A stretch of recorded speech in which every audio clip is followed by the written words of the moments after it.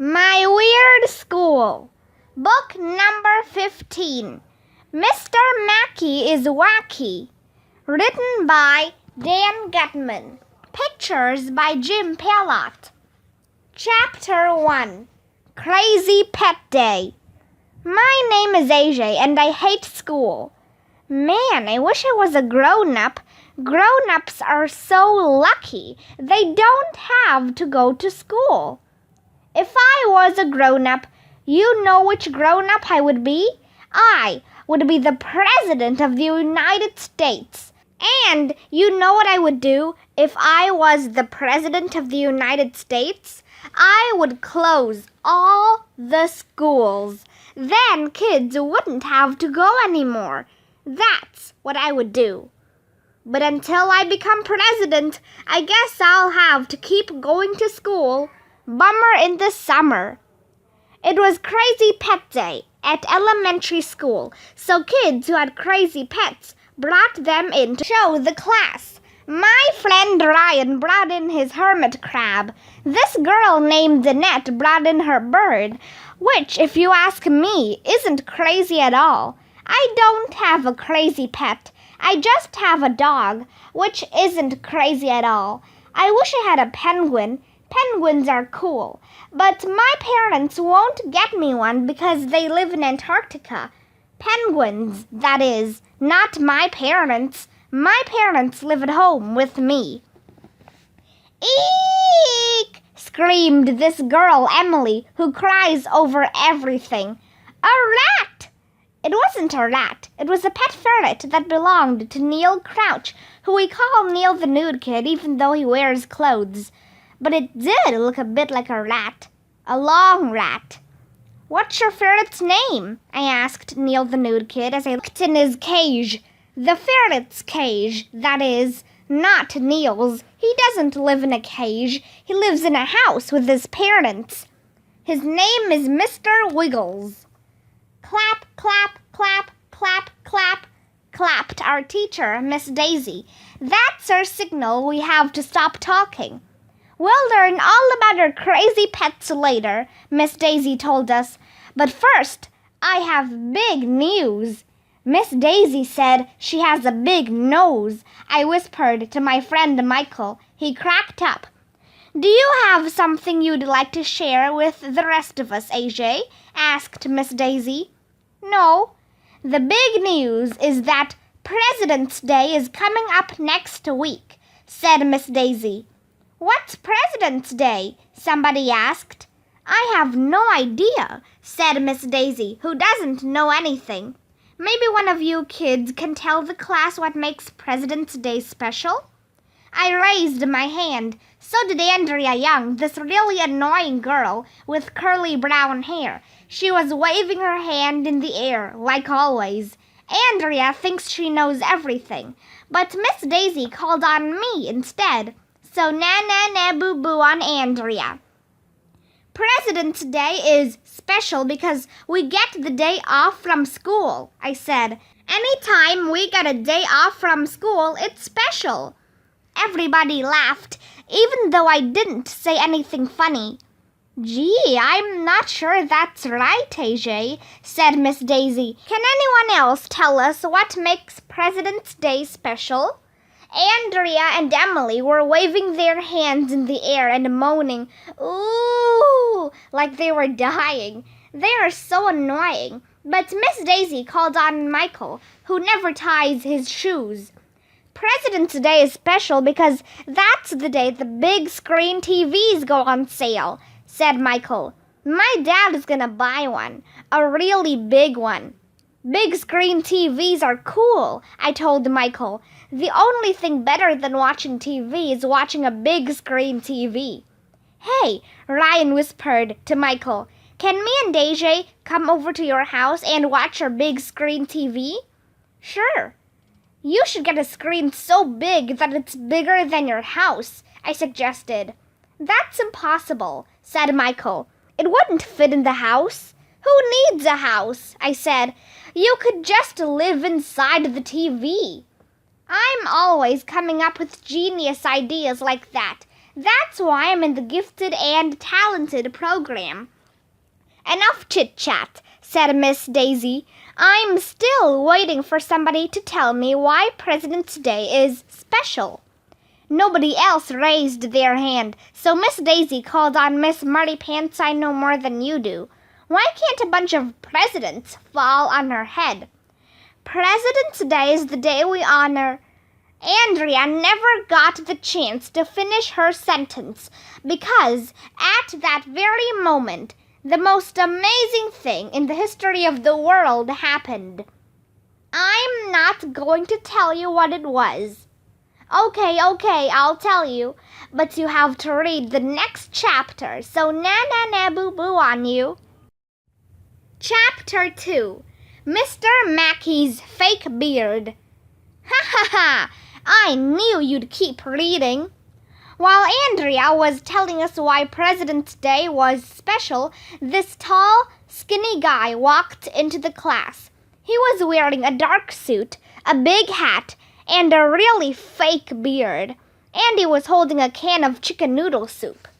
"It's Abraham Lincoln!" shouted Emily, who looked like she just saw a famous rock star or something. "He's my favorite president." I slapped my head. That girl Emily will fall for anything. "Abraham Lincoln died like 1,100,000 years ago, dumbhead," I told her. "You're mean," Emily said. Then she started crying and went running out of the room. What a crybaby. All I did was call her a dumbhead, which she is. Everybody knew the guy in the hat and beard was Mr. Macky, the reading specialist at elementary school. "You're Mr. Macky!" Neil the nude kid shouted. "No, I'm not," Mr. Macky said in this really fake low voice. "The young lady was correct. My name is Abraham Lincoln. When I was a boy, I lived in a log cabin. We were so poor that I had to write on a shovel by candlelight." "You're not Abraham Lincoln!" we all yelled. "You're Mr. Macky!" Okay, I thought I could fool you." Mr. Macky pulled off his hat and fake beard and tossed them on the floor. That's when the most amazing thing in the history of the world happened. Emily came back in the room. Well, that wasn't the amazing part. Emily comes back in the room all the time. The amazing part was that when she came back, Emily stepped on Mr. Macky's fake beard. "Eek!" she screamed. "A rat!" Emily slipped and fell. She was on the floor, freaking out. It was hilarious. We were all cracking up. "It's not a rat," I told Emily. "It's just Mr. Macky's fake beard, dumbhead." Emily started crying and went running out of the room again. She's weird. Chapter 3. If you read this, you'll go blind. Mr. Macky was reading that soup can he brought into our class. "I love to read," said Mr. Macky. "Don't you?" "Yeah," said all the girls. "No," said all the boys. Mr. Macky is always trying to get us to read. What is his problem? Doesn't he know that reading is a big bore? Why are you even reading this book? If I were you, I'd be doing something worthwhile, like watching a big screen TV. The only books worth reading are Dr. Seuss books. He's cool. My friend Billy, who lives around the corner, told me that if you read too much, you'll go blind. Homework involves a lot of reading. So just to be on the safe side, I'm going to stop doing my homework so I won't go blind. "Mr. Macky, why do you have a can of chicken noodle soup?" asked Michael. "I was reading the label," he said. "Reading can take you on a journey." "So can watching TV," I said. "Yes, but you can learn so much more by reading," said Mr. Macky, "because you can use your imagination. I'll read anything." "But what can you learn from a soup can?" asked Ryan. "I learned that chickens have noodles," said Mr. Macky. "Chickens have fingers, too," said Michael. My mom gave me chicken fingers for lunch all the time. Chickens have nuggets, too, I added. They do not, said Andrea. Do too, I told her. Do not. We went back and forth like that for a while. Let's discuss chickens some other time, said Miss Daisy. I think Mr. Macky is here to talk about President's Day.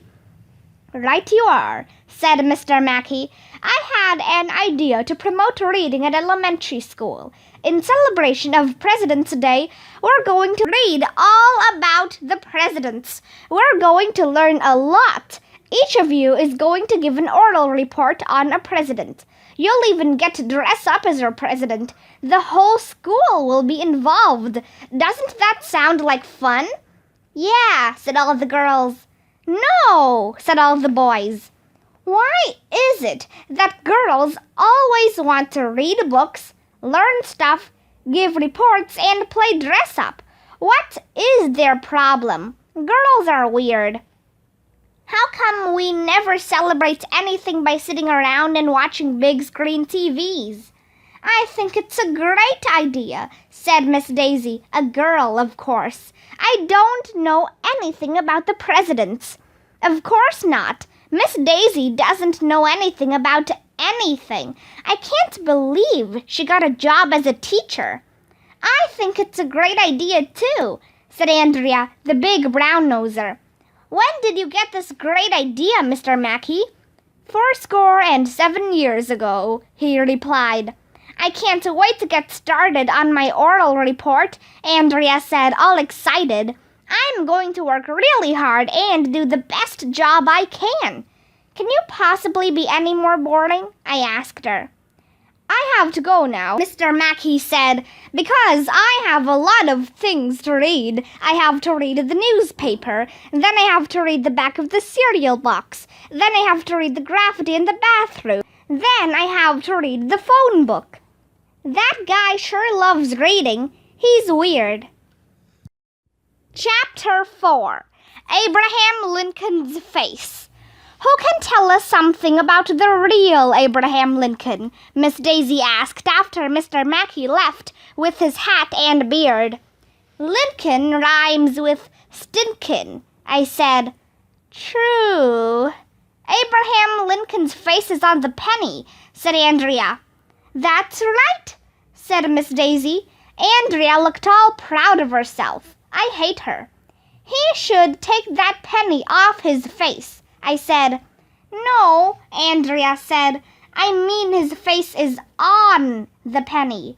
How did he hold the penny on his face? Ryan asked. With glue? That's disgusting, said Michael. I wouldn't put glue on my face. He was probably trying to cover up his pimples, I told them. When my big sister has pimples, she won't even go outside. Enough chit-chat, said Miss Daisy, clapping her hands again. Let's look at our crazy pets now.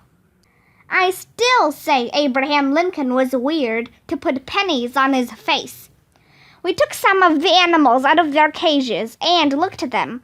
Ryan told us about his hermit crab. Hermit crabs are really boring. They don't do anything. You can hardly even tell when they die because they do the same stuff dead that they did when they were alive. Nothing. Hermit crabs are weird. Annette told us about our bird. It was boring too because it didn't talk or anything. The only cool birds are the ones that talk. Neil the nude kid told us about his ferret. He said ferrets have really bad eyesight and they poop when they get excited. We all said we'd try not to get Mr. Wiggles excited. Everybody thought he was cool, even if he looked sort of disgusting. Emily said she's allergic to the ferret's fur. It makes her cough and rub her eyes. Ferrets are gross anyway, she said. Mr. Wiggles looks like a long rat. I was going to say, so does your face, but Emily would probably run out of the room crying again. Then I'd have to go to the principal's office. Besides, she was right. Mr. Wiggles did look like a long rat. But if you ask me, ferrets are cool. Not as bad as penguins, but they're still cool.